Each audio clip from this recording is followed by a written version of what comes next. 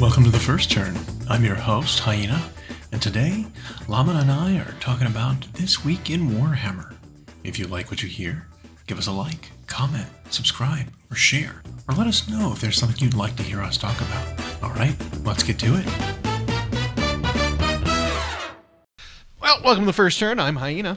And today, we've got the advent calendar for Grotmas going on from Games Workshop. Have you, by the way, kept up with the one area a week on the website where the Red Gobbo appears? I didn't even know that was a thing. If he appears in an article holding something, and you are subscribed to their newsletter, which you are by default, I think, when you have a My Warhammer account. Okay.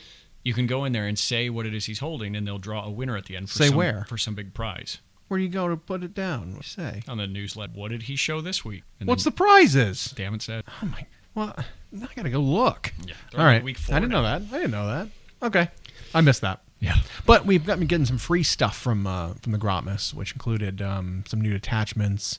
AOS got some Regiments of Renown. 8 of them. Which I did say it would be a great system that if they wanted to bring allies back, even if they crossed Grand Alliances. Mm-hmm. If you wanted to bring allies into the game, doing it through Regiments of Renown for the regiment build, like list building system for AOS, it would work really well. And that was shown there. Yeah, and it's like, okay, that's exactly what's going on here. That's awesome. Like being able to bring a demon prince in a marked army is one thing, right? Yep. Like that makes sense. You would bring that as an ally kind of thing because they had demon princes in Blades of Corn. Yeah. This is how you can still do it.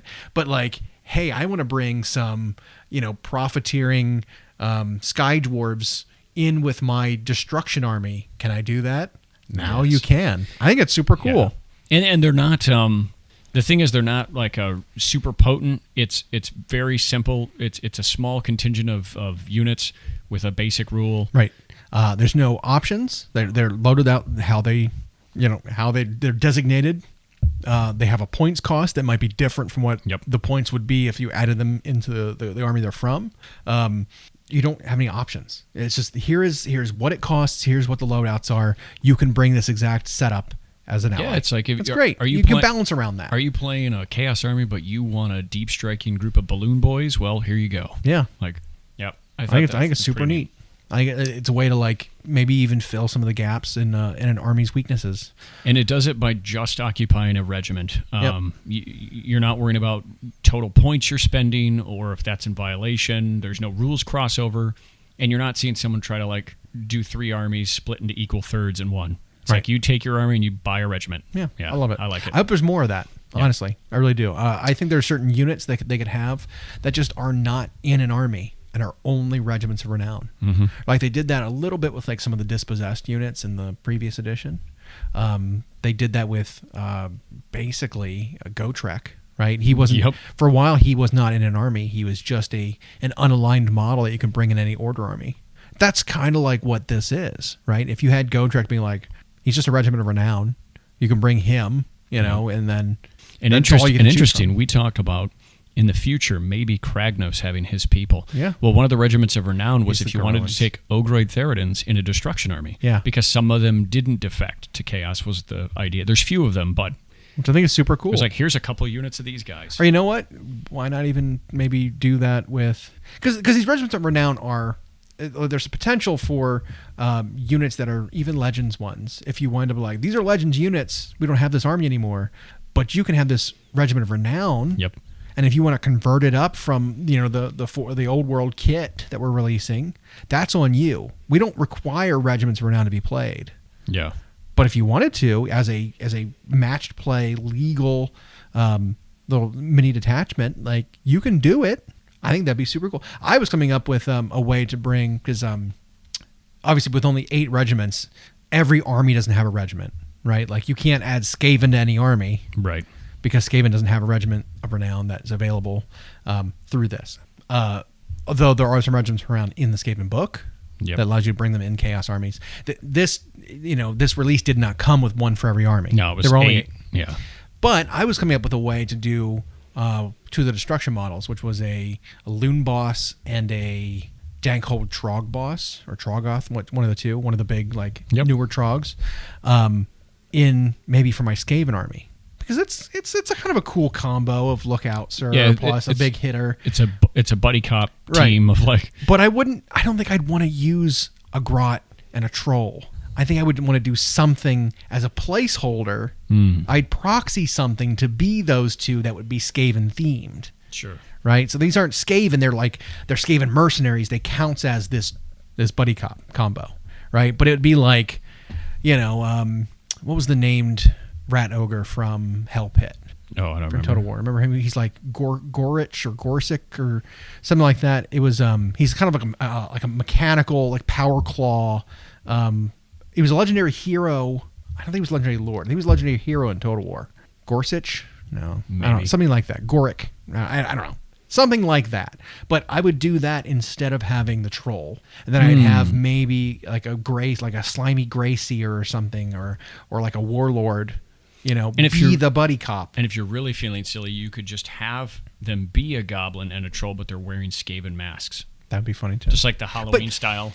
Regardless, there are potentials here, I think, with these that would allow you to. I mean, like with the Garoan detachment, you would have to like take off all the chaos iconography from them potentially, right? That right there is that's a project, right? Yeah.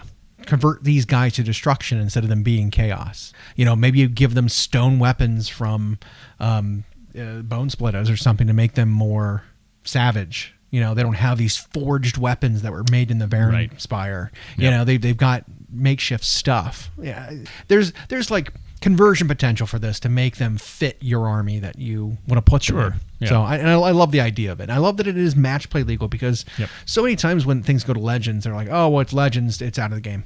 It's like, well, no, technically it's not out of the game. You can still play it. Or when they have an idea like this, they throw it in White Dwarf where it's only legal for like narrative play or something. There's a dwarf army of renown with Grombrandal and all of the different dwarfs from all the different factions can all go in one army.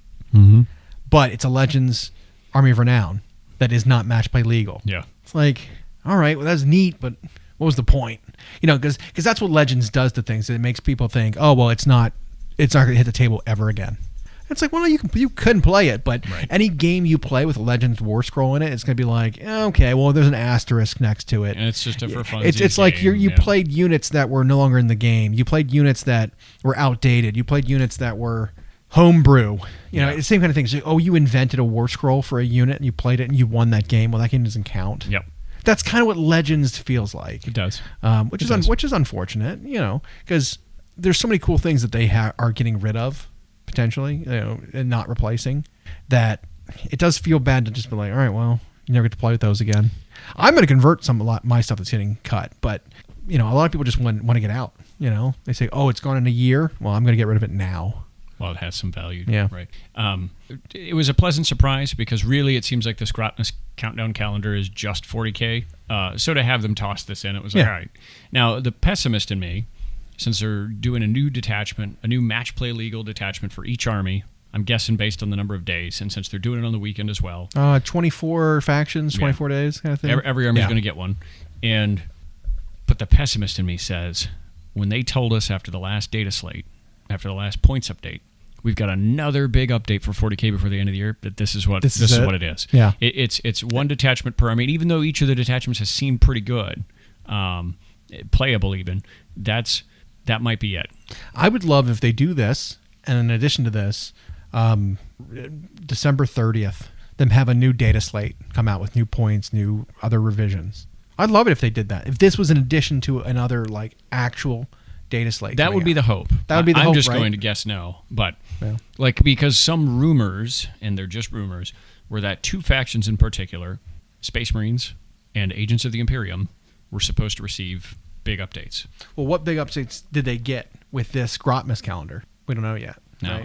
Right? Hopefully this is not the thing, unless the Grotmas calendar says, Agents of the Imperium, here's a new detachment.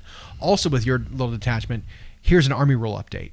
Right. Because they might do more for them in addition to releasing the detachment. Yeah. They might do an update on that day. And if they go through the end of the year, of course, there'll be, like a holiday notwithstanding, there will be other days that they need to fill. Right. And so interesting is Saturday, today, while we're recording, they released an index for the Death Watch to play them on their own. Could you not do that before? There was no index Death Watch when... They were only now existing in Agents of the Imperium. But they were originally an index replaced by Agents of the Imperium. Correct. And they released another index to replace... To play them on their own. Okay. But it specifically notes in the index the keywords of Agents of the Imperium are still their own thing. So you can still take Death Watch in your Agents of the Imperium, like you can take Custodes, like you can take Sororitas. You would take Agents of the Imperium Death Watch teams. Right. Whereas this is a Death Watch only army keyword. It brought back their ability to play on their own in their Death Watch kill teams. Okay. So it's their own army again. Fine. Yep. I always thought it was weird they got cut anyway. Yep. Just because it's like, well, every other army that can be brought with the agents are still their own army. Still their own army. Why did this one get rolled in? So I'm hoping that if they get around to the detachment or whatever for Agents of the Imperium, that they do give them a core army rule, because they currently have 0. Right. That's a little odd. They just play units that have no core army rule. It just doesn't make any sense. So bad. And they released a book for this. Yeah. And 3 huge box sets. Yeah. That's so weird. The models look great, by the way, for the army. The variety they have, super cool. No rule that makes them cohesive at all. Yeah. It's so strange. Yeah. So that's a rumor, was that they're supposed to be getting an actual core army rule, and there was supposed to be some update for Space Marines coming, core Space Marines. Some had speculated that it was going to make it so their divergent chapters maybe couldn't use their detachments anymore, or there'd be a limit. I'd love that. We were talking about that before, too, where maybe it makes sense that certain armies have access to certain specific detachments from core book, right? So it's like, I'm Blood Angels.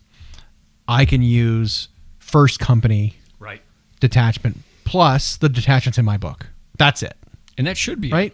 Or if it's like, I'm Dark Angels, I can bring the mounted detachment from core book, because that makes sense. Right. Outrider or whatever. Yeah, Outrider detachment plus the ones in my book.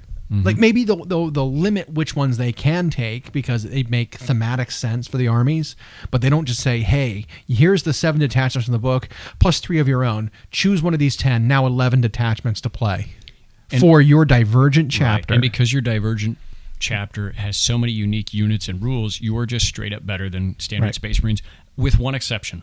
Codex Space Marines can play if you are specifically using the absurd Ultramarines characters. Right. So do they need to just do what they did in 2nd edition already and just call it Codex Ultramarines and make the other chapters have their own? And then you release an index for the other first foundings? Because that's really the only way to play it right now. Martius Calgar, for example, is insane. It was nice that they lifted the restrictions for colors. Agreed. I love that. Agreed. Right? But the lack of commitment to the chapters means that, yes, your chapter choice is through the named characters your army has. Yep. Right? So it's like, I can paint all my guys black, but if I want to play Space Marines, I'm going to paint a black armored Marnius Calgar. Yeah. To be my Raven Guard character, Marnius. It's because of the fact that he and his Victrix Guard, or whatever they're called, are a single model, technically. And so they can still have a Blade Guard vet or whatever bodyguard, or they can have a bodyguard unit attached to them, and they're just unkillable. He also hits. Yeah. And then it's the standalone guy they released from the stories, the 4th Company guy with the green trim around his shoulder pad. I forget who got Primaris? Uriel? No. Ventress? Uriel Ventress, yeah. He's also stupid good. So, but that's just it. Like, if you want to play generic Space Marines with any of the other characters, you're going to be mediocre. Yeah. In order for any of the chapters... if you decide you're going to be Raven Guard, right, and not use those Ultramarines characters, and you're going to be like, I'm going to play Shrike. You fool. Super mediocre. Why would you do that? Yeah. Because you lose access to all the other stuff. That's right, the problem. And if you're Salamander's like, I'm going to do Agrax Agate, it's like, but he doesn't do anything. Right. Or Pharaohs. They just don't do anything like Marnius does, like Ventress does. Well, because then you have access to all of them. It's not like, think about like War Machine, right? You had factions and some factions for the different armies, and it's like, all right, well, I've got this, I'm going to play Khador, right? Right. I've got access to all these units, but my army choice is either a specific theme army, which we'll ignore those. Those are too complicated. But it's like your army choice is, well, what is your Warcaster? Which one are you bringing? Right? Yep. that's kind of what we're doing here. It's like, which one is your warcaster you're bringing? Are you bringing Calgar? Are you bringing Shrike? That's your warcaster, right? Yeah. But the issue becomes, it's like, oh, well, if you bring Calgar, you unlock the ability to bring these other named characters as well. Because there's like 6 or 7 of them. That's where the advantage comes from. If I bring Shrike as my warcaster, I can't say, oh, no other I'm going to guys. add in Ventress. It's like, no, you can't. He's locked out of it. Yeah. That's the issue. So if it's like every chapter had their own like panel of named characters that did stuff, and they should, then it'd be like, now you can choose your faction, no problem. Yeah, you either have to knock them all down to one, right, or start giving the other chapters a few, right. Because right now, or if they would said something like, you may choose one named character. It's a Space Marine army. Oh, sure. Is limited to 0 to 1 named or epic unique, heroes, whatever you want to call them. If it's a Gilliman, right. if it's a Marnius, you're limited to 1. Then it's like, okay, we're on now we're fair on the same ground. Page, yeah. So, and that would like determine the theme of your army as you base it around this named character. 2 named characters from the same chapter can't show up to the same battle because that's unheard of, kind of thing. Kind of, you know. And so, keep it simple that way. Keep it more balanced that way. You may do the same thing with some of the divergent chapters, like Blood Angels. It's like, well, you can't bring Asterath and the Sanguinor, and like you can't bring all of them potentially. Or maybe one of them is like, you can only bring 0 to 1 of this epic one, and then 0 to 1 of this legendary one. Call them different things, right? Sure. So Lamartes and a I don't know who would be in there with Mephiston, them. Maybe Asterath would be in the same category. Those two, right. But then you've got the Sanguinor and Mephiston are in the same category. Maybe you limit it a little bit, so it's not like I'm just playing all of the named heroes. Playing the Super Friends. Yeah. So I mean, there's potential that they could absolutely do something like that. But if they don't, we'll see. They need to create something with Codex Space Marines, because you've got 7 characters who just will not get played, while the Ultramarines are that good and have access to all of them. Right. But so again, it's just rumors. But I hope there's an update for them. I hope there's an update for Imperial Agents to make them something. Again, the pessimist in me just thinks we're getting 24 detachments, and that's probably it. Yeah. And tomorrow we get Sunday. We get Custodes and the Officio Assassinorum. See, that's weird, because those are Agents of the Imperium. Mm-hmm.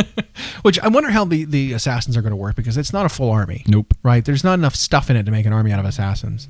But it's like, most of the time, there's never more than 1 assassin at a time that are even any good. Right. So most of the time that more than 1 assassin doesn't even show up to a battlefield. Nope. Let alone any. Like that's a very specific thing. So making a full detachment something around them is odd. Unless it's like, you may bring this in any Imperial army. That could be what it is. And if you bring, 4 of them, you get this, you get special rules based on how many you bring or something. Could be. Attacks, you get special rules unlocked for the detachment of 4 assassins. They confer benefits to one another. Like if you bring the Vindicare in there, all the other assassins ignore the benefits of cover when they're shooting or something. Something like that. That could like each one unlocks an ability for the rest of them. So you are incentivized to bring a lot of assassins, could be. Even though it's a huge points investment. Yeah, right. 400 to 500 points of assassins. Thematically, it's weird. It's thematically weird, but maybe they are a task force of assassins, because there was that Assassination Force board game that you brought all 4 assassins. There was that episode of Warhammer Plus where there were 2 of them that worked Yep. together. Yeah, Yep. that was neat. Right. I really liked that one. That was a good one. I did like how the dude. More episodes I of that did show. like how the dude was just literally laying on the hull of his spacecraft. Yeah. With like the void suit on and his rebreather on, and he shot his sniper rifle in space through a porthole in the ship, and like the other assassin had to get the guy in the right spot to line it up. That was so cool. I loved that. Yeah. There was a Death Watch episode of some sort that went up on Warhammer Plus recently that I haven't watched yet, but I know they were doing it's an anthology show that was on was it on Amazon or something, where they did a bunch of different like IPs, like individual episodes. And apparently there was one that was Warhammer based. I haven't watched it yet. And apparently it was really good. It was the best thing since Angels of Death or whatever. I really liked Angels of Death. Sure. That was the Blood Angel one and the G Sealer. That one was solid. But yeah, so it's like I forgot about that. I should go watch that. I've got Amazon. Yeah. Might as well. Haven't yet though. But yeah, I mean, I'm still excited to see what is coming up. I mean, everyone getting a little something is nice. Yeah, I mean, the only issue is it's like, well, with the timing of it, mine's last. You know, like that's the only thing there's really to complain about. Because like we said, every single one of these like detachments that we've seen have been great. Tyranids one was particularly interesting. It was very good, I think. With something like this, there's I feel like a very quick turnaround for developing it and releasing it because you're not putting it in print. So you know they could have started this like a month ago and said, all right, well, what if we look at the data? What is not being used? What's a dead unit in an army? Right. What can we breathe some new life into that? The people are not playing it, so we can sell those models. And I mean, that's the goal, right? Yeah. Or let people play the models that they've already bought.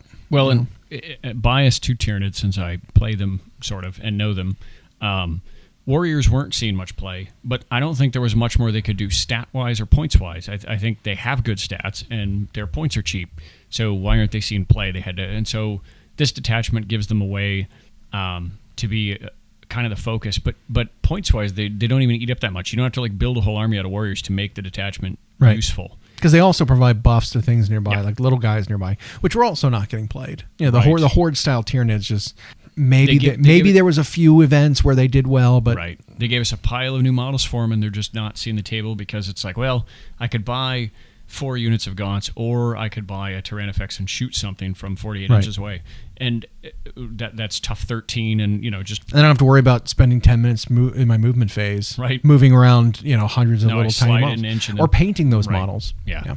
And that is a hobby conundrum. That will always be the volume of models, but it was neat to see this detachment gives that some love. I think it makes the warriors pretty good, and it lets the Neuro Tyrant attach to them if you want to.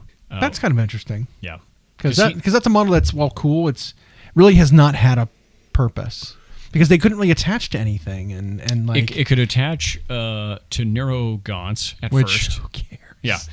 And then they gave it an ability, was it to attach to Zoanthropes maybe? Which those saw some play, but otherwise people were taking him because it was a cheap HQ. Right. Who was kind of hard to kill because he got an invuln save, and he could provide synapse to 2 things. That's what his little nuclear... his Overwatch was pretty good if you wanted to do it, And now it's like, well, now you can attach him, and his buff specifically says, like, the unit he's attached to gets these bonuses to hit. And, like, that right there, you can have these warriors that are hitting on 2s, and then there were stratagems in there that you could make even the regular Venom Cannon on a Tyranid warrior, which costs nothing, all of a sudden be strength 11, which is relevant coming off an infantry model. So I think theirs is pretty good. From what we understand from some of our friend group who play the other armies, the Necron one's very good, but it's focused on their vehicles. Oh, that's interesting. Because most of their armies have been Catan. This looks like it gives a focus on maybe another thing they can do. The Dark Angels one featured Ravenwing shenanigans. Which, again, the bikes are probably the weakest part of that army. And yet one of the most iconic. Right, yeah. It's one of the 2 armies that actually uses mounted units in Space Marines. Right. And there's a whole detachment for it, and no one uses it because it's just mediocre. I mean, you could argue Space Wolves use Thunderwolf Cav. But you're going to do a whole detachment of cavalry just to bring Thunderwolves in? No. Actually, I don't even think I've seen many people playing Space Wolves, let alone any of the mounted things in Space Wolves. Yeah. You know what I mean? Like they've had some success, but look at their situation too. They have like 7 named characters or whatever they get to play, but they haven't gotten their own codex yet either. So we'll see how that changes because I think a bunch of those characters are Forge World or don't even have models anymore. Or they were old metal ones. Yeah. You had the fat wolf. Oh. You had Harold Canis, and you had Lucas the Trickster. Lucas the Trickster. I think they cut him. You had Harold Deathwolf, who was another mounted. Stuntiest 40 mil. Yeah, you had Crom Dragon Gaze. Or maybe that's who I'm thinking of. That might be. Yeah, he's the redheaded ponytail. Yeah, ponytail. Stuntiest Space Wolf ever. No, Harold Deathwolf was another mounted lord that had Thunderhammer Storm Shield, I think. Canis Wolfborn was the double claws. He was on the fat wolf. He was on the fat polar bear looking wolf. Yeah. So they have they've got a lot of characters, and you might not be familiar with many of them, but they're out there. They exist. Arjak Rockfist. Another Thunderhammer. He was Lysander, but Space Wolves. Yeah. You have obviously Njal, the Stormcaller. Is his model old? He has a newer model. He's got a new one. I think he got a new plastic one. Ragnar does. Ragnar for sure. Ragnar's super cool. And he's very good. And then you've got the named Dreads. Murder Fang. Yep. And was another one? Yeah, Bjorn. Bjorn the Fell-Handed. Mm-hmm. Yeah. So that's 8 right there. Don't forget about Santa Claus. Logan. Yeah. Logan Grimnar. Yeah. On his power sled. Yep. Yep. Yeah. So they got a lot. There's a lot there. Wow. And there's I think there's a named Rune Priest. No. Well, Neil Stormcaller was No, not Rune Priest. Wolf Priest. Yeah. Wolf Priest. Yeah. Ulrich. Ulrich. The Slayer. The Slayer. Yep. Oh my God, they have a lot of characters. Another stunty guy. He was one of the last ones they made before Primaris came out. Yeah. Wow, that's a lot. So that was more than I think when we started that journey. There were a lot fewer on our mind than we just named. Yeah. There. That's a ton. They've got a lot. Yeah, I don't know. I don't know about that. Yeah, they might trim some or give some a plastic treatment, to update them, and then that's it. What I'd love to see is an update to the named dreads, or maybe do a new named dread, or maybe an upgrade to Murderfang, where he's now a Redemptor or something. That would be super. I mean, cool. you got to supersize them. The Redemptors are just great looking. I mean, I have seen people do 3D prints of the old Dreadnoughts, but on Redemptor scale, and they look really good. Yeah, it is way more perfect. Because like if you look at the old Dreads, it's like look at a Terminator now. Look at a Gravis Armor Marine now, and he's like this guy is like 60% of the size of a Dreadnought. Right. Like the scale is wrong now. I mean, same thing with like the Tyrant, right? Mm-hmm. Look at the old metal Tyrant model. Yep. He was smaller than a current warrior. Yeah. He was little, and he was like a bald baby. It was weird. They had a lot of weird Tyranid models back then. Yep. I'm glad they finalized They've got their aesthetic now. Same with Necrons. Oh man, the old literal metal skeletons, grinning teethed. I don't know, needle guns. What they had, whatever they were. They were so weird. Yeah, it looked like the thing they use at Claire's to pierce your ears. Yeah, that's what it looked like. But it didn't have like the other end that it pushes up against. No, it was just didn't have the guard. It was just the needle part. The needle, yeah. Man, that was a good change. Well done. Yeah.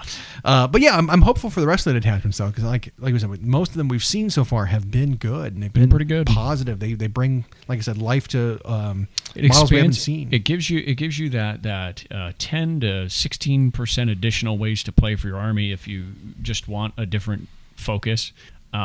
It's fresh, and we're only on our about to enter our third year of this edition of 40K. Yeah. Right. Because it was last year 10th came out.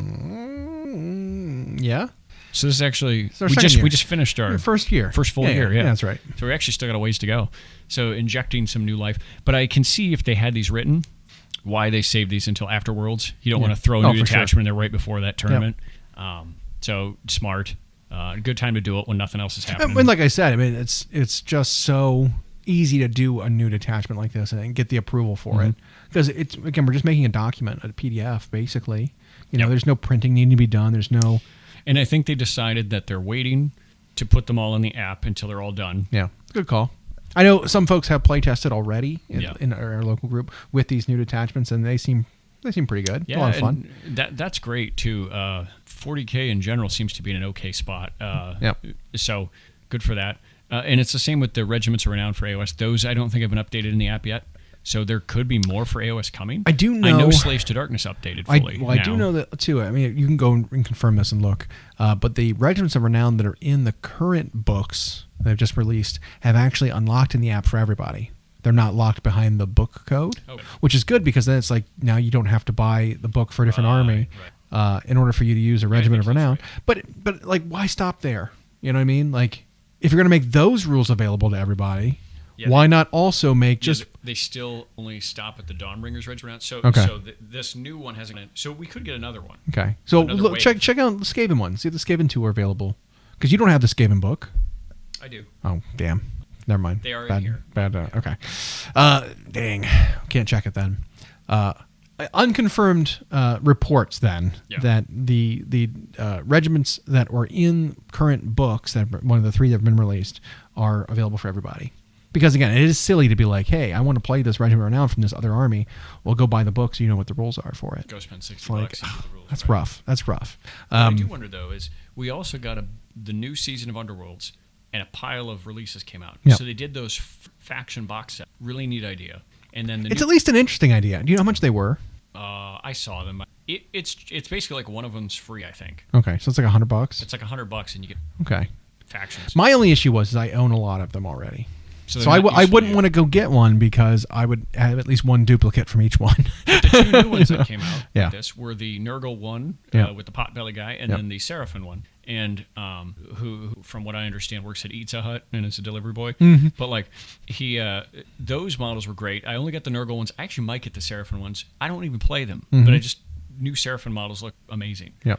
But I noticed they're in standard packaging now. They're not doing the like card box style Correct. faction release anymore because you're not getting a big deck of cards with your faction anymore. Because now they just have core decks that you play with in the game. Yep. Which much better solution. Which might actually make me consider a foray into the game.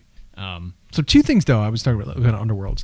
Those boxes, while very cool. That's what I was going to check though. Was if that faction legal in AOS So both of those two have Legends rules.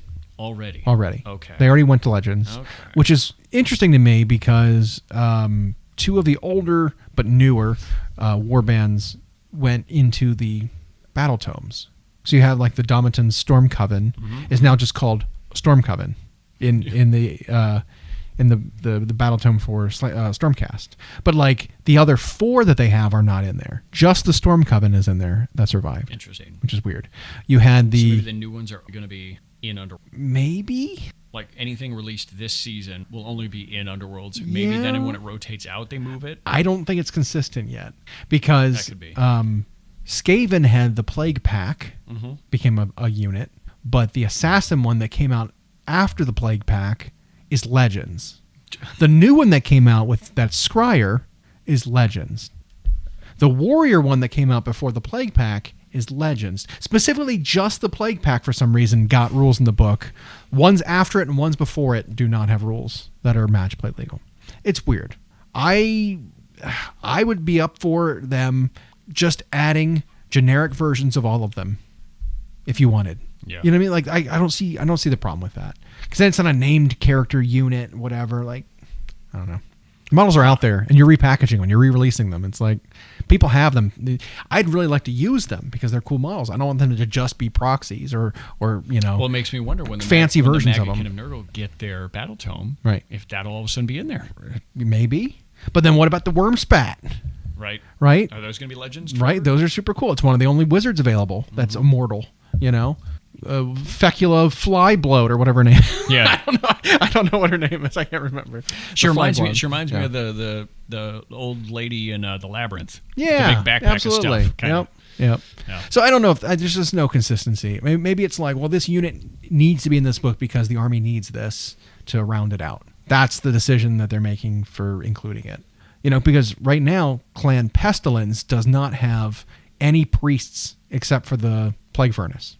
They cut the Plague Priest. Even though you can build the Plague Priest from the Plague Furnace on foot, he doesn't have a valid war scroll. Nope. It doesn't make any sense. Because, like, how do you get a crone or a hag queen for Daughters of Cain? You buy the chariot, and you don't put her on it. You put her on foot. Is that confirmed? It's the exact... You play that army, right? Yeah. Yes. I can confirm. I've put that together. Yeah. But it's the same principle. You have a character on foot that comes in this monster kit. You play them on foot. It's still valid. Fire Slayers. The Fire Slayers, both they've got a box with 3 characters and a Magmadroth. Yeah. You put one character on the Magmadroth and the other 2 go on foot. It's like that's the only way to get it, and that's a valid thing. I don't know. It's just a weird choice to cut. You know, because there was an old kit where it was a metal Plague Priest, and they got rid of that one, so they're like cut the Plague Priest in general. It's like you forgot about the other one you have. Still there. It's odd. It's just weird. And speaking of single Skaven minis, that was the miniature of the whatever that the stores are giving away for free. Was a Storm Vermin. One Storm Vermin. Yep. One Storm Vermin. Is he different than the ones in the kit? No. Just a guy. He might be a different pose, but he's like two-handing a halberd. He's just a normal guy. Is he just cut off the sprue probably? Maybe. No, they all look like they're unique poses. Like I know the Clan Rat, I think it was a Clan Rat for one of the months, is the only Clan Rat you can get that has a polearm. All the other ones are just like hand weapons. So he was a little unique, but his rules wouldn't be just like the guy with the pistol. I mean, you couldn't even play him by himself. The guy with the pistol. You know, the pistol that doesn't actually pistol. Yep. He runs up and stabs a guy with his pistol. Yep. I don't know. When he pulls the trigger, just a knife pops out of the end and he stabs him with it. It's a bayonet. Yeah, that'd be funny. Really fancy bayonet delivery. But yeah, I mean, I don't know. I don't know the rhyme or reason to adding stuff to the battle tomes. I don't get it. Like the Warcry stuff doesn't make any sense at all. That most of that got cut either. new stuff that. But Just gets Rotmire Creed are permanent now for some reason. So are the. I mean, Nurgle need that, but they do. whatever. But so are the Wilder Core Hunters for Cities of Sigmar. They're probably going to be permanent after Warcry. Maybe eventually, inevitably goes away. They'll just be a core unit for cities. Who knows? Which I'm okay with, right? Is if it's like you're providing updates to an army for like Warcry, and then Warcry goes away and you repackage it, and it's like all of a sudden it's just this is an AOS unit now. Yeah, that's how you released it. Fine. I mean, look at some of the aspects. Look at the new tank busters for any of the stuff in Kill Team just becomes core unit stuff. I'm fine with. Yep. They eventually rebox it, right? Like the Chaos Space Marine Acolyte unit, whatever. The Legionnaires was a kill team that then they reboxed for AOS, or that'd be funny. Reboxed for 40K, and it's just the unit now. Fine, that's just how you got it out initially. I love that. That's fine. I hope they keep doing that. We haven't had any news about Warcry since they wrapped up the Gur season, right?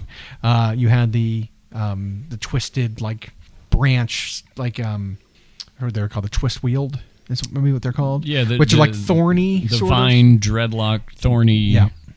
Sylvaneth. The spite revenants, like the revenant, the corrupted revenants, whatever it was. And then you had the Bone Reaper like centaur units. Yep. The monstrous cavalry kind of guys. Quietly released with the weird tree that eats things with the giant maw, which were previewed a long time before they were released, and then it just here it is. Yeah, here it is, just out of nowhere, and then not a peep since. That was like 3 months ago. Yeah, maybe. And so it's like I don't know if Warcry is going to keep going. They're going to do a new season of it, new edition of it, new. They might be whatever. Maybe they're just done. Maybe it's not doing enough, and so they're just going to cancel it. I mean, I think it's a shame because a lot of cool stuff came out of it, and I was.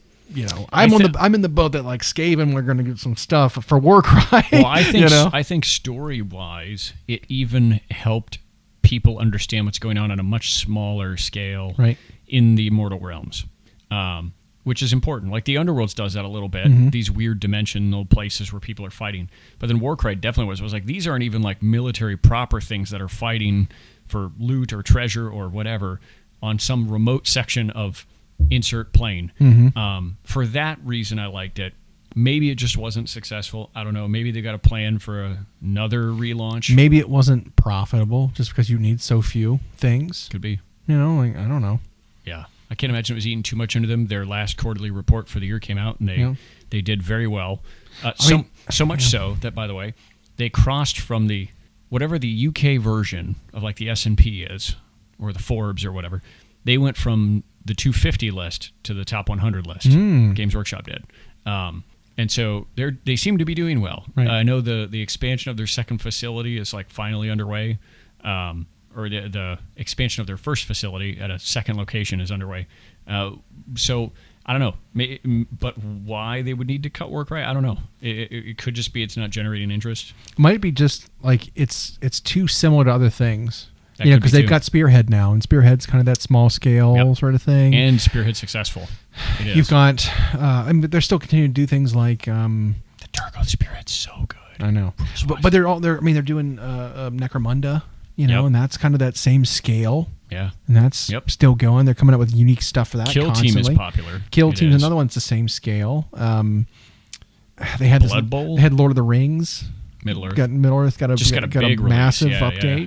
I don't know, but like you think about Blood Bowl, and they did a new season and they changed the rules a little bit. But in between there, they did a new version of Blood Bowl called Dungeon Bowl. You hear about that? You remember that? Vaguely. And it's basically you played on like a tile and like in tunnels. You play instead of like just a grid, like on a field. They're practicing in the underworlds of like the cities how to play Blood Bowl, and so there isn't. Down in the sewers, there's not just an open space to play, so they're not on a pitch. They navigate these tunnels, and you still play Blood Bowl, the same rules. Just now you've got a different field to play on.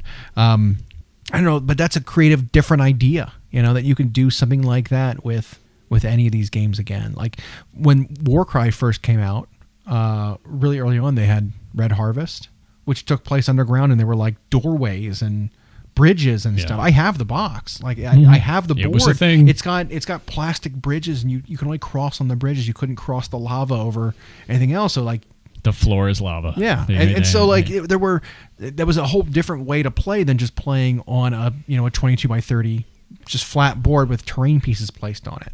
Like I think maybe that's where it becomes too similar to other scale games of the similar size, right? Because it's just like I'm just playing on a board with terrain that I set up. It could be. They could be preparing for a big thing. It sounds like they're trying to maybe pull back from the 2-player box sets of stuff.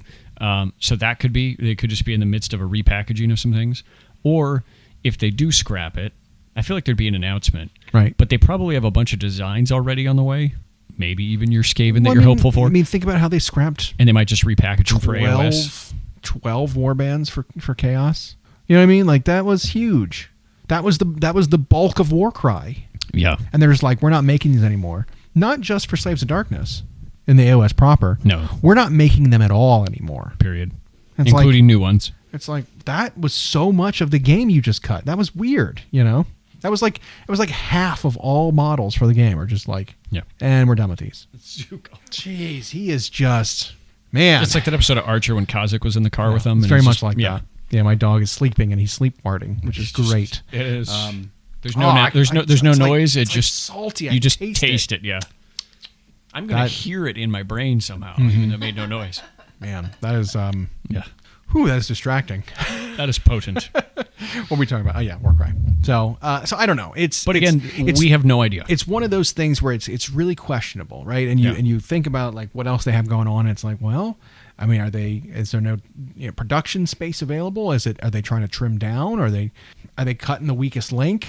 I don't know. I don't know because every game, if the rumors of how limited their production staff are true, they have been supporting every single game. Right.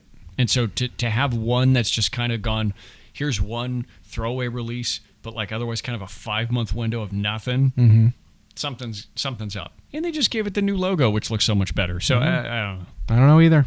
We'll see. I mean, there was some cool stuff too that came out. Man, there's some cool stuff. I don't know if you remember, they've got the Riverblades unit for Lumineth. Those like war dancers. Yep. Remember those? Those were cool. I loved all those like regular people with dogs. Yeah. Yeah, the regular guys. I loved them. That was the Wildercore Hunters. You had the Jade Obelisk guys were great. Or any of just the Monster Hunter war bands. You had the one for Fire Slayers. You had the one for Cruel Boys. There's another one that was just hunting monsters. Yeah. But like you had that theme, and there was a bunch of just war bands that had that. Is it coming through our microphones now? God damn it, dog. Yeah. Oh my god. You know what it smells like? Kielbasa. But it's like if the sauerkraut was sitting in a crock pot all day. Yeah, I mean, that's how I always had it. Yeah. That was a staple for my Easters at my Polish grandmother's house. It was I had a lot of that. It was kielbasa and sauerkraut. It was hard-boiled eggs every time. And sulfur, I guess, to drink. And so it just rounded out. Whoa, man, what was the other one? It was like a green bean casserole, a mushroomy green bean casserole with onion straws or whatever. Yeah, that whole thing. And I don't know if it was like a beef roast.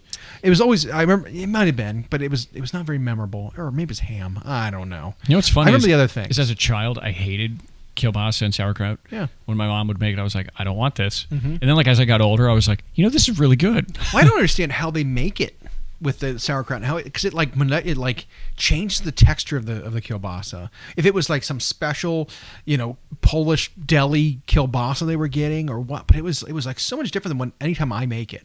Because we usually make it, I like grill it or I do it in a pan and I brown it up. Yep. And it's like it's never the same as that. Maybe something with stewing it in like the slow vinegar cooking all and day. stuff. Yeah, maybe. I don't know. Well, because the sausage is usually already cured or cooked. Yeah. And so, I mean, if you just it's like a hot dog. Yeah, if you bought a ring sausage at the grocery store. But if you did find a really good one, I mean, I imagine there's just, you let it sit with it all day. Yeah. Maybe brown it first if you want, and then. I did try doing. It was like a. By the way, this whole discussion was because his dog is farting. It was like, I didn't think. We're talking about food. We tried to use summer sausage one day. Summer sausage is one of those things you can find at the supermarket. That's, I don't know. It's like a big Tylenol pill. Yep. Big capsule. Yeah. Big meat capsule. where you I have a bunch of deer ones in my fridge we right usually now. eat them cold, like Yeah. on crackers with cheese and stuff like that. They do not cook well. Do not cook summer sausage. It gets like not rancid, but it gets so funky. It's so weird. We try to put it in like a red pepper, red sauce, like gnocchi dish that we made. Because usually we'll do that with some kind of like an Italian sausage or like that. But we try to do it with the summer sausage, and it like ruined it. Because like it was so weird tasting, the summer sausages. Some of those other sausages, kind of the cured ones, kind of do a little bit of that. Kielbasa, not so much. Or like andouille sausage, which is a very similar one. It's good for cooking, but some of them just don't work. Don't even put heat to it. Don't even leave it out in the sun. You know. In fact, don't even contemplate it. You've already partially ruined it by just thinking about it. Yeah, now it's gone, and it's gone. Don't even think about it. I have tested it, so you do not have to. Yeah, But- summer sausage is like for charcuterie boards. Yeah, exactly. And, I mean, like your cheap. Yep. Your cheap charcuterie board. Right. But it's still that type of thing. Yeah. Yeah. Yep. So that's what we're smelling. That. Mm-hmm. And then we just talked about how good it is in some circumstances. But the fart from the dog was not. Just had a hint of that. Yep. Reminded us briefly. Childhood. Yeah. It went away, just like Warcry seemingly. Yeah. Yeah. Came and went without anyone even barely noticing. Yeah. I have to feel like they're not done with it. It just maybe there hasn't Maybe been a window taking a for break a while. because like they did finalize the season, right? That was like that was the end of the Gur season with the muscle trees. You know, it was like we're done with this setting now. And they seem to align Age of Sigmar, Warcry, and Underworlds all with the same for sure.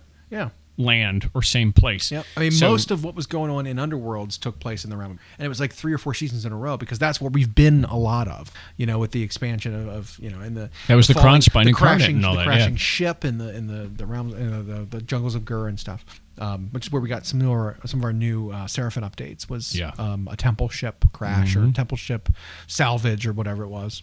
And so, they do try to align those, and so maybe we're holding off and waiting until we get the next summer campaign kicked off for AOS, and then we'll get a new season of Warcry and a new season of Underworlds. It's, you know, I know we're new into the edition, and Slaves to Darkness was the first non-beginner army book that they gave us. And while we feel like it was a bit of a letdown because they gave us the same army with less, again, it still bears to be played. But I am super excited for every battle tome that's coming because even if I don't play them, I feel like they've got. I'm excited for some of the players that haven't gotten any love, right? Like Gloomspite Gitz is getting a pretty massive update with bringing in the Git mob, the Wolf Riders. Cool looking stuff. That's a super cool. I bet the rules in the army are going to change because of that. It's a super cool update to that army. We don't know if they're losing other stuff. Stuff is going to Legends, the spider stuff. Maybe because they fill a similar role. You know, maybe they'll get cut because Spider Rabbits just don't make any sense right now because they're doing a similar thing to like the Bounders and the actual Squig Riders, but then maybe they're more elite. No, they're more savage. But if you were to try to make them more elite, it's like, well, now you got these Wolf Riders, which are large cavalry ridden by multiple goblins to make them, you know, cavalry teams instead. It's like, well, that would then hamper what a Spider Rider can be the upper limit of, because now you're running into those guys, because there are 2 types of cavalry they'll be continuing. Is just the normal what they call Snarlfangs, which is the single rider version on a medium-sized wolf, and then you've got the big wolves which have 2 riders. And so it's like, well, where do spiders fit into this then?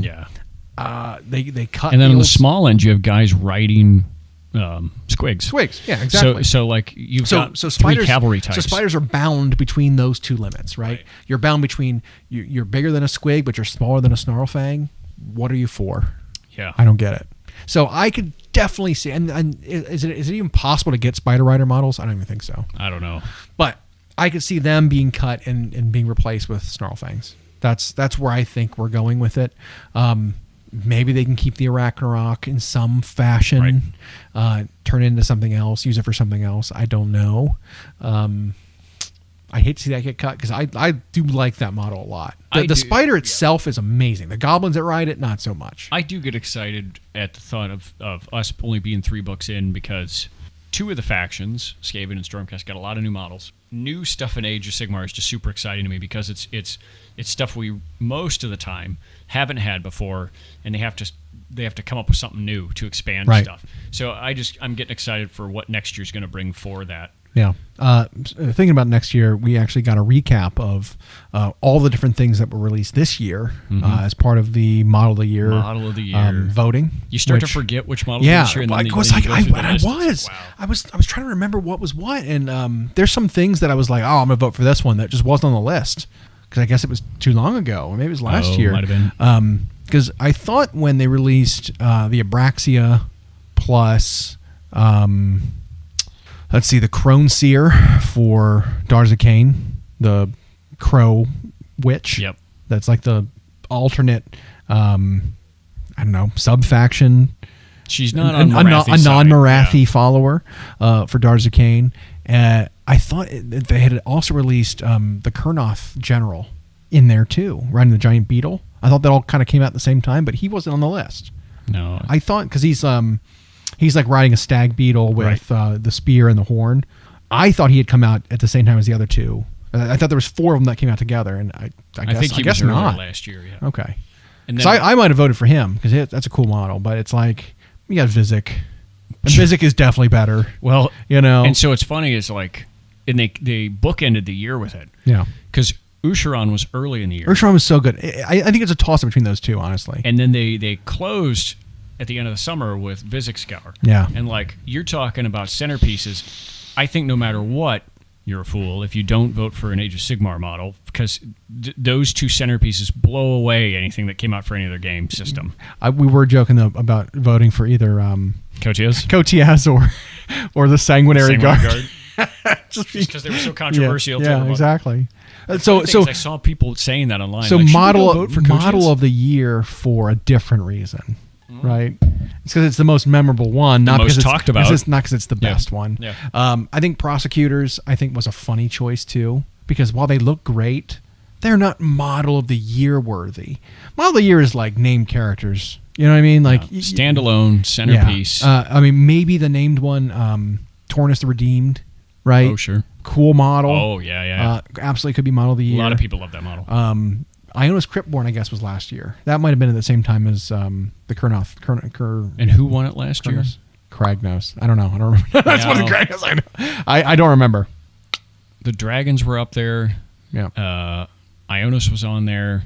But again, that was last year's stuff. This year we had the Griffin guy.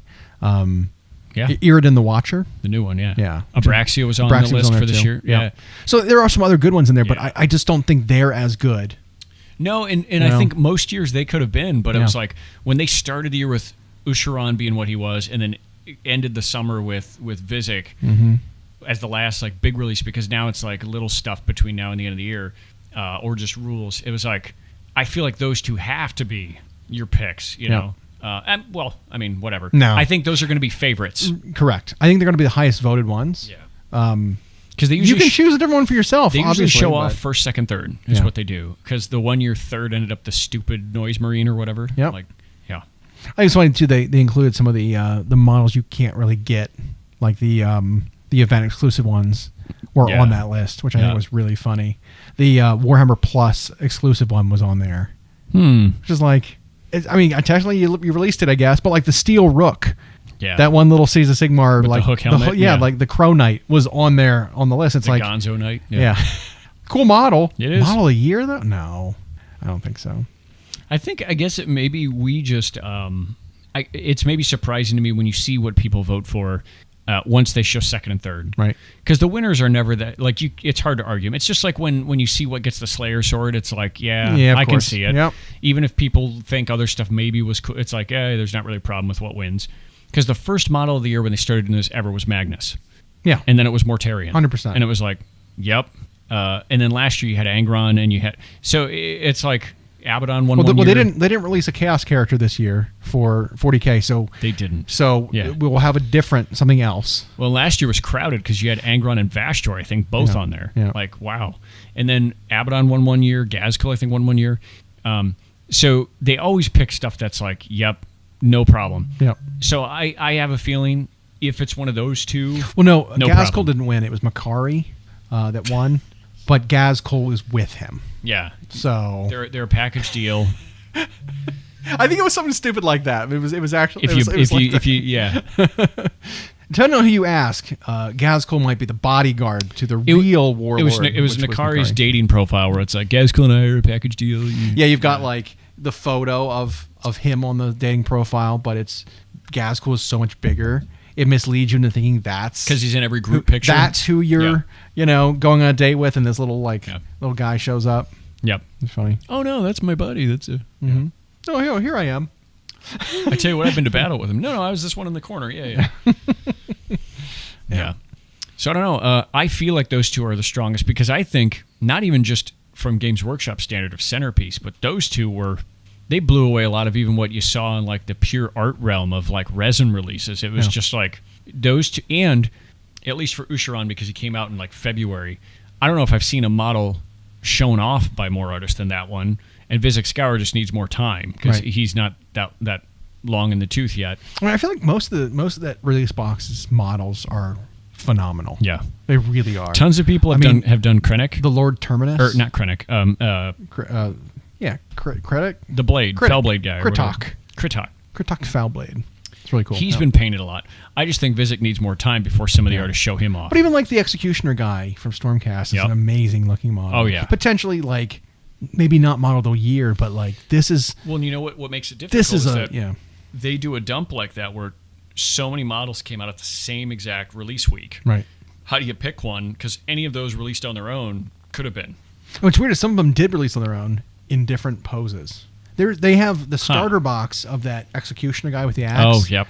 And there's a standalone one where he has 3 different weapons, and he's like holding it to the side. He's the Space Marine Lieutenant. It's a different. It's the Primaris Lieutenant it's of so Stormcast. Yeah. Or the Paladins that came out, the Reclusians. You can get Reclusians on it as a standalone kit, and they have alternate weapons. They can all be double axes. They can all be axe and shield. They can all have great weapons. It's weird.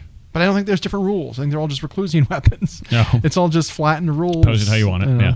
But weird. Yeah. They show that off usually right at the end of the year. Yeah. I don't think they make you wait too long. We should have the results. I think they said something like December 15th or something to vote. Yeah. So not long. End of next week. So we should have it by the end of the year. What the model year is. It'll be exciting to see. Yeah. I don't think, like I said, I don't think it's going to be any surprise because the ones we've listed here are probably the top contenders. And then when you go through and it's like, oh yeah, that was this year. That's a really good one. Did they do it before like Archeon released? Did they do it before Nagash? No. Like those models were potentially model of the year. Obviously, too. Yeah. But I think that was before they were doing this. It was because Nagash came with the end times. The Lion probably would have and it would have won. Yeah. And then at the very start of Age of Sigmar, Archeon came out.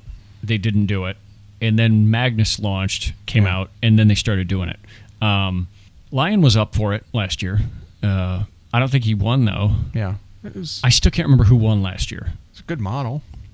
I have one that I'm converting into a Celestin Prime. That was 340k centerpiece. It was Lion, and it was kind of bullshit though, because it was like, Lion, here's Angron. 3 Primarchs that come out for 40k, and they all get it. It's like, come on, really?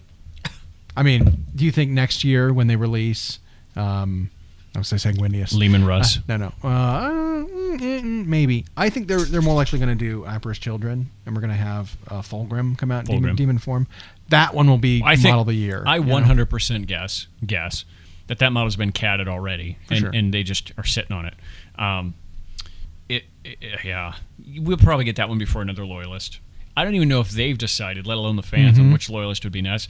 I think. So let's talk about that for a minute. So like we know there are all of the fallen Primarchs besides the one that was killed. Yep. Are still out there. Yeah. Right. We know Emperor's Children are coming, and that has to include a Fulgrim. Well, yeah, they've been showing off the CAD designs of the bits already. But here's my only catch though is Fulgrim's going to come out next year. Potentially a Loyalist Primarch 2, maybe. They might do another duel. Right. But we're going to have all the Phoenix Lords come out next year. Yeah. For 40k. And it's just like... Including the gorgeous brand new Warp Spider one. That is so many models that are going to be like up for contention. Centerpiece. Yeah, it's like, how do you choose? It's going to be Fulgrim though. He's going to win. Because it's fan vote, right? Well, as cool as the Eldar are, Fulgrim is going to appeal to everybody because it's such a piece of like 40K history that it's like. And you've completed here the it is. 4 monogod ones. Yeah. Um, But beyond that, so we still got, I mean, Perturabo's still out there in his whatever form. Purdy Robos. You've got, Purdy Rob's you've still got out there. Lorgar is out Still there. out there. You've got one other one. Who am I missing? No, that's pretty much it, because Horus is dead. Horse dead. Dead. Nightmare guy's dead. Conrad's dead. Yeah. There's one more. Alfarius is dead. Well, okay. So Alfarius is an interesting one because while Alfarius was killed, Yep. did he? See, I think the theory behind there is they're genetically different than the others. This is my theory. Could be wrong. And maybe the original Alfarius was killed. But I think the idea behind the Hydra symbol is that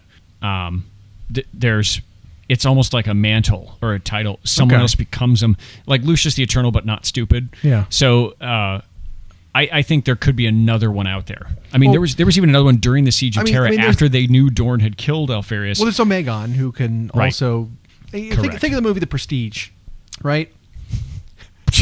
Yep. So this is a good example. Spoilers: The Prestige. It's about magic, right? It's about dueling magicians. Dueling magicians. Right. Well, the one guy, they both get the same piece of technology, which lets them clone themselves when they stand in this energy field. I just said spoilers Spoilers. for a 10-year-old movie. Yeah. So they step into a cloning field that creates a copy of themselves, right?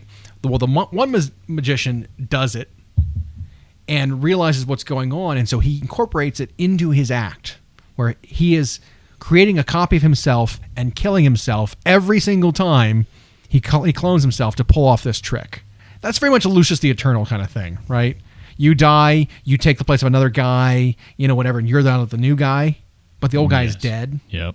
Alfarius is maybe doing that, but maybe not, because in this example, the other magician used the machine one time, realized what it did, and stopped. Right. And so what did he do? He carried on with 2 of himself that would alternate and change places in order to perform acts and go do other stuff, but still be present and where he needs to be at all times. Because there was another copy of yourself essentially that could go do some other task while you were doing. It's like the social fantasy of you don't want to wake up, so you send your clone to go to work for you. Well, I need to work, but I also want to have fun, so I'll stay and have fun, and my clone will go to work for me or go to school for me, right?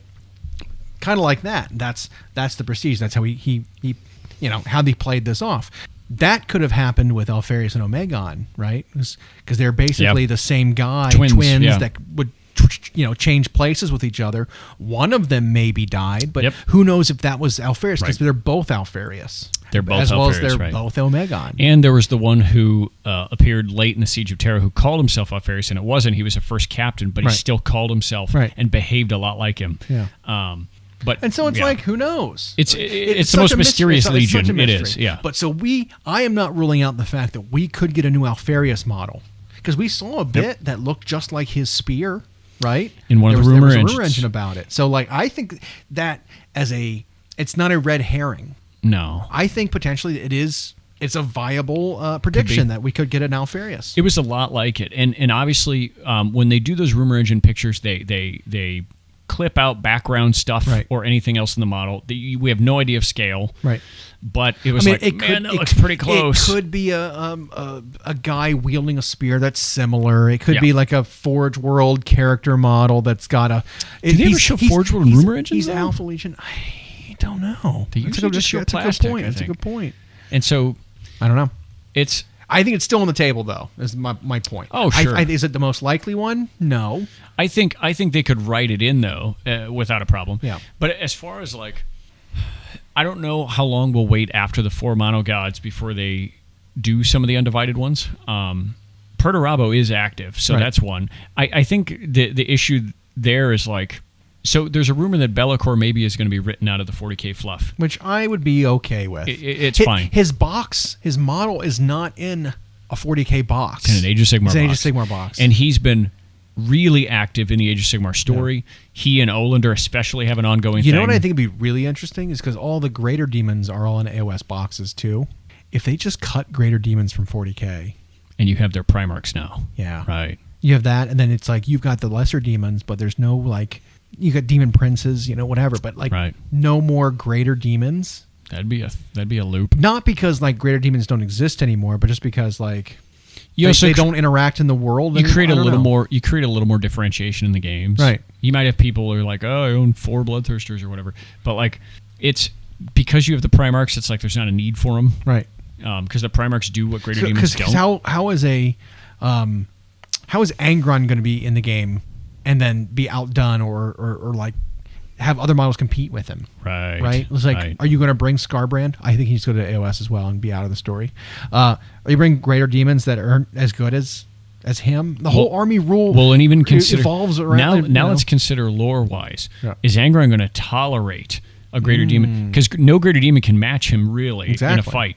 And so is he going to tolerate one of these things coming out and thinking they're a champion because they're a Neverborn, whereas he's just a hybrid? Because they look down on the Primarchs. They hate him. They hate that the Primarchs have earned all his favor. The greater demons don't like that they're asked to serve them.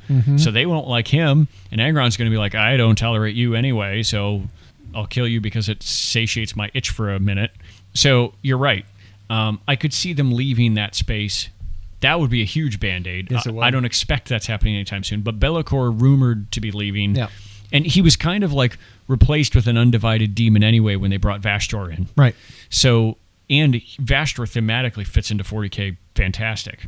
Yes, he's new in the fluff, but I think he does so much of the similar stuff. He's got his machinations, he's got his plans, he's jockeying for a position. It's like this all just sounds like Be'lakor. He's got a tenuous but necessary relationship with Abaddon. Right. Like and now let Be'lakor go do that thing in Age of Sigmar. He's even so relevant in Age of Sigmar that now he's got his own army of renown again. Right. So like I wouldn't be surprised. I've already suspected for a long time that demons as a standalone in 40K were going away.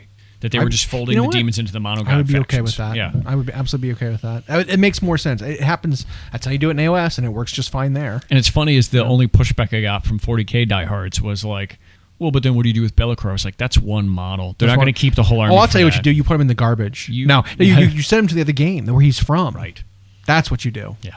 And so that's fine. The greater demons might stick in both systems. Yeah, maybe. But I still do think it's weird that there's only one box for them though, and they're all AOS boxes. It's just a strange thing. Yep.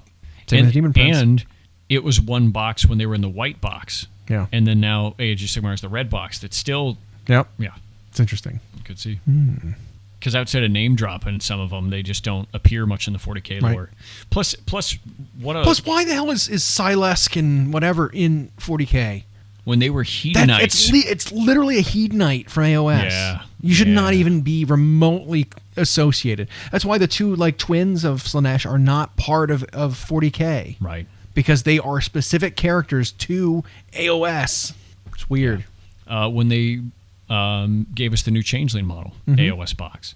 So, I could see a lot of just the name demons going away. Yep. And they're maybe they have their own unique 40K variants, but maybe some of them literally are AOS only. Right. Maybe. And even logistically, which in a complete fantasy fiction setting, it's just like a Lord of Change showing up on the battlefield is not that threatening when it's like, oh, las cannon, and then it's. Although I did really like Lord of Change in the end of Space Marine. Yeah. That was pretty slick. That was a wild bit that showed I think showed some cool lore stuff. Because you team up when you go and you fight the guy to banish Lord of Change. Spoilers, I guess. If you somehow haven't beaten it yet, you actually get to run alongside a Redemptor Dreadnought. Yeah, for a bit of it. And if you've played the game, you realize just how much of a pain in the ass the big enemies are. And they're boss fights, boss fights, where it's like fight this Carnifex. It's like he was so difficult. Not another one. Yeah. But you run into a Slaughter Brute. Slaughter Brute? Yeah. Was it a Forge Fiend? It was Slaughter Brute. That pain in the ass fight too. Because he can just dash across whatever distance it is to you and just smash you, and you can't dodge it. That was rough. That last push towards the end was a hard part of the game. It was. But you have to fight a Slaughter Brute. And he comes out of this thing and you got to progress. But you got this Redemptor with you, and he just walks up and he just nullifies the fight. You don't have to fight him. He destroys the Slaughter Brute and then roars and then charges off after the Lord of Change. It's like, what a badass. That was awesome. I was expecting something to happen where he helps you get through a part where he knocks down a wall, helps you kill a bunch of Terminators or whatever, then charges off, fights a Slaughter Brute, and they fight each other. He dies a Slaughter Brute, and you have to fight the Slaughter Brute. I did not expect the Redemptor Dreadnought to survive the story encounter that you had there. Yeah. You know, because it's like, oh, well, you're going to have to do the work. You know, he helped you, but then he's going to die, just like everyone else. Yep. You know, but no, he wins the fight without your help and then proceeds to go keep fighting. And you're like, thanks, brother. And he's like, anytime. And like rushes off and goes and fights. And you just like go a different direction. It's like, okay, I was expecting that. I like it. Yeah. I thought that was super cool. Well, yeah, again, I think the greater demons will stick in 40K, but they'll be folded into each monogod army. I think that's the way they're cleaning up 40K. Demons are going away. I'd be fine with that. I think demons as a standalone was silly anyway. Yeah. And Bellicor going to the like universe where he has a bigger how many impact. encounters did you have in 40K where it was like, oh no, here's a demonic incursion. All 4 types of demons appear. Yeah, it just didn't happen. It just didn't happen. It's like, oh, we go to this planet and it's ridden with plague. Well, it's because there's fucking Nurgle everywhere. Right. Or you go to this place over here and it's like, oh, it's a shrine world that's fallen. And you look everywhere and it's like piles of skulls, fountains of blood, burning face with, you know, whatever. It's like, oh, this is a corn planet. And you don't be like, this is a warp planet where there's every demon represented in equal numbers. Well, and when the demons showed up, it was because Thousand Sons or Word Bearers typically summoned them. Right. So it was the Space Marines involved. Yeah. So I feel like incorporating them into the legions that way is just nicer for 40K maybe anyway. if they come out with some supplement where it is Word Bearers, you get to choose which kind of demon you summon. Sure. Something like that. But I think it should be limited, right? It's like, oh, you're summoning demons as a Word Bearer. Choose one of these lesser demon units to bring into the battlefield. You don't get to summon greater demons. You know, you don't get to summon big stuff. It's just like, here's either Plague Bearers or Demonettes or Blue Heart. Like you have to choose. You know? So all speculation though. Would be really cool to see this go that route. And you know, maybe you have an army of renown like Bellicor where he gets to bring all the demons. But a full demon army makes more sense in that setting than it does in 40K, in my opinion. So yeah, and they still have packaged it. They did it in AOS actually first. Yeah. Where they eliminated demons as a standalone book. And it was Undivided is folded into Slaves to Darkness. What was it called when it first came out? Slaves to Darkness was Whatever. Something of the Everchosen. Maybe. Yeah. Swords of the Everchosen. Right. Was the original. Yeah. But now that you have Blades of Khorne, Magakin, and Nurgle Disciples of the Ancient Heat, Knights of Slash, they have their demons in them already. And now Bellicor's a part of Slaves as a splinter faction who's opposed to Archaon. Which is funny because it's one of the factions that actually has 3 separate allegiances basically. It does. Because you've got Archaon, but then you've got Abraxia, who follows Archaon, but it's his lieutenant. And you've got a separate entire thing with him. Yep, with him, Super Eternus, cool. and Legionnaires, and Furies, and now he has his own army of renown. Some of those original Warcry models actually got even more specialized now to try to prevent loopholes. I assume because of these regiments of renown that have certain things in it.